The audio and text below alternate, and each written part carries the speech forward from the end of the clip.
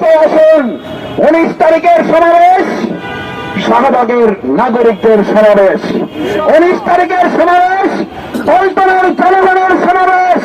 19 তারিখের সমাবেশ রমনার জনগণের সমাবেশ, 19 তারিখের সমাবেশ শাহজাহানপুর মতিঝিলের জনগণের সমাবেশ, 19 তারিখের সমাবেশ শুধু ঐতিহাসিক সৌরভ উদ্যান নয়, পুরো পল্টন মতিঝিল শগুনবাগিচা বাংলা মোটর ফকিরাপুর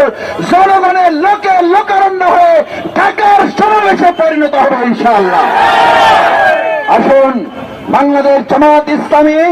সেই সুশাসন প্রতিষ্ঠার, বিচার প্রতিষ্ঠার, আমাদের পিয়ার পদ্ধতির মাধ্যমে জাতীয় সরকার বাস্তবায়নের যে গুরুত্বপূর্ণ দাবি তুলেছে, আমরা আপনাদের কাছে জিজ্ঞেস করতে চাই,